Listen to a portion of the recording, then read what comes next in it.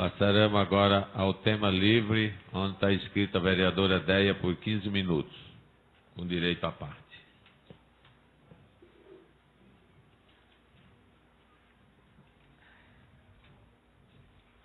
Boa tarde, excelentíssimo presidente desta casa, vereador Teixeira, excelentíssimos vereadores Chicão, Arlindo, Jorginho e André, todos que dão a honra de acompanhar os trabalhos nessa tarde, funcionários dessa casa. Primeiramente, dizer, senhor presidente, que esse projeto que tramita na casa sobre o plano diretor, ele veio sem que a prefeitura fizesse uma audiência pública. O plano diretor do município foi feito em 2006, e de lá para cá, o que a gente esperava que fosse acontecer nesses anos?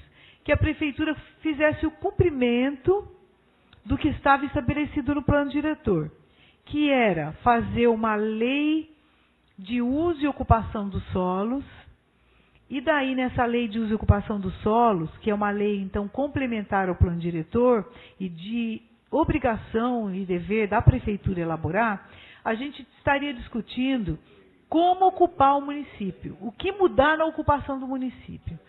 Onde seria corredor de comércio, onde seria indústria, onde seria isso, onde seria aquilo. Também a gente aguardava que viesse para cá outra lei complementar, que é o Código de Obras e Edificações, que é aquele código que fala se vai poder fazer garagem coberta no recuo dos 4 metros, se vai poder fazer 10, 15 pavimentos nas ruas principais de cada bairro, se vai poder fazer puxadinho, se vai poder fazer qualquer tipo de construção, vai definir exatamente, porque nós não temos essa lei, nós nunca tivemos, nesses 50 anos de município, um código de obras. E também a gente esperava que a prefeitura mandasse o código de posturas. Também, porque o nosso código de posturas é da década de 60, e não cabe mais o que está escrito ali. E nós sabemos que no município nós temos muito problema, voltado principalmente às casas que têm som ao vivo.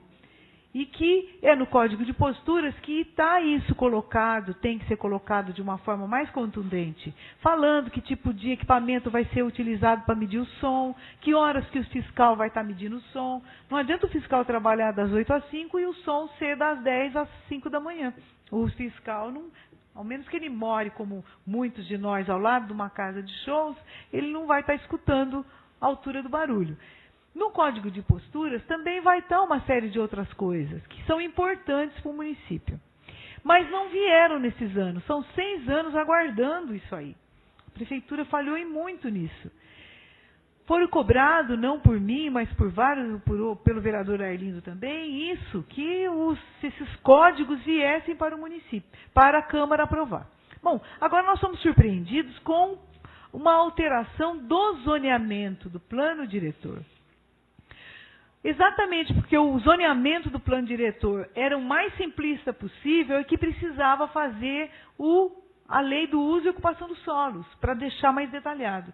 Eles não só não fizeram isso, como mandaram uma lei que é difícil até de ser analisada. Todo mundo sabe aqui quais são os loteamentos que são regularizados e os que são clandestinos. Todo mundo sabe no município. Quem já comprou um lote num lugar que não é regularizado sabe da dor de cabeça que é. Então, às vezes, eles estão vendendo para as pessoas essa falsa impressão de que só falta resolver esse problema do plano diretor para algumas coisas serem encaminhadas. E não é exatamente isso. Mesmo porque nós estamos cheios de loteamentos que são aprovados dentro da zona residencial do município e que nem por isso estão regularizados. Estão aguardando ainda. Então, eu penso que fazer uma audiência pública na Câmara Municipal não vai resolver o problema. Eu já fiz um requerimento verbal à presidente e depois já fiz também um requerimento por escrito à presidenta Giovana Souto, dizendo da importância da Câmara ter uma assessoria para esse caso. Exatamente porque se a gente aprovar em desacordo, nós vamos estar desaprovando, fazendo uma aprovação em cima de uma determinação de uma lei federal. acima do plano diretor de Mairim, que está o Estatuto da Cidade, que é uma lei federal. Como que nós vamos descumprir o que está lá na lei federal? E o prefeito, ao mandar para a Câmara, ele transferiu da Prefeitura para a Câmara uma responsabilidade que era dele até então. E que eu entendo que ainda é dele. Ele é que tinha que ter feito os códigos, como eu mencionei aqui. Ele é que tinha que ter elaborado essa alteração, se ele quisesse, porque tudo pode ser modificado, mas colocando a localização de uma forma correta. A localização não ali, localização, frente para a rodovia Raposo Tavares. Não é isso. Ou, como tem ali, frente para a rodovia Castelo Branco. Nem menciona se é ao lado da rodovia sentido interior-capital, se é capital-interior.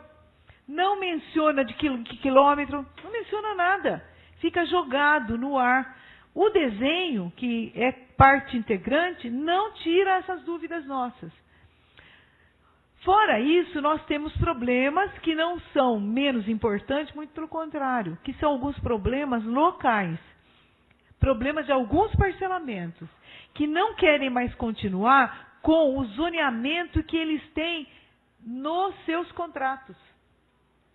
Que é o caso, vamos citar aqui, porque estão aqui hoje os representantes da Associação do Reneville, a Érica e a Geni, o caso do Reneville, que no seu contrato de compra e venda tem algumas questões que impedem o comércio em todos os lotes. E as pessoas, quando compram, nem sempre elas são avisadas por quem vende de que ela não pode fazer comércio. E, às vezes, a situação financeira ou os propósitos de cada um mudam no decorrer da vida, do momento da compra de um lote até o momento que muda para uma casa, e ao longo da sua idade. Então, as pessoas vão querer ter as outras atividades ali.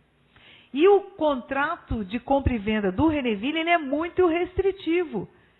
Ele fala que não pode isso, que não pode aquilo. Só se esqueceu o dono do loteamento, René Ribeiro, de colocar que não pode também deixar de pagar a prefeitura como ele fez durante anos e anos e anos. Essa casa recebeu requerimento, resposta, dizendo que ele não pagava imposto de terrenos que eram dele ainda, de 2001 até a data, que eu não me lembro se foi 2009 ou 2010. Então ele foi muito restritivo, cuidadoso a excesso, e agora deixa os moradores nessa sinuca que a gente não sabe como resolver. Tão somente fazer uma emenda, não sei se resolveria o caso.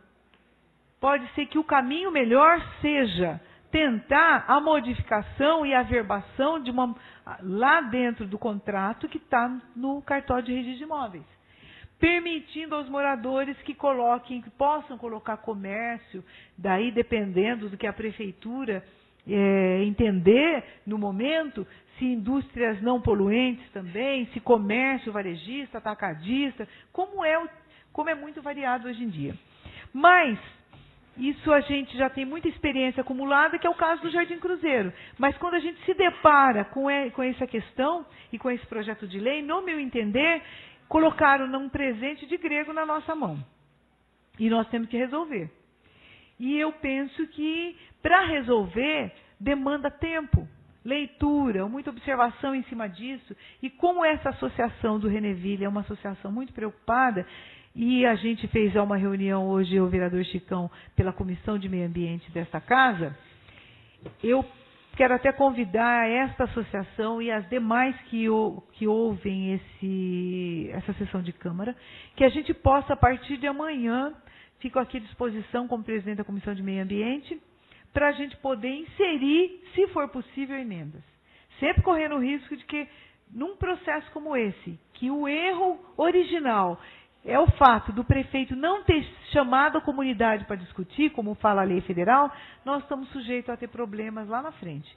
Fazer uma audiência pública na Câmara é uma determinação que eu entendo que deve vir da presidência da casa. Como já foi coloquei isso anteriormente. Não é porque o prefeito deixou de fazer que também nós vamos deixar de fazer. O fato da gente fazer não quer dizer que vai corrigir o que ele não fez. Mas a presidência dessa casa tem que publicar edital e realizar uma audiência pública antes da votação desse projeto. Senão a votação vai ser prejudicada da mesma forma. Obrigada e boa tarde a todos e a todas.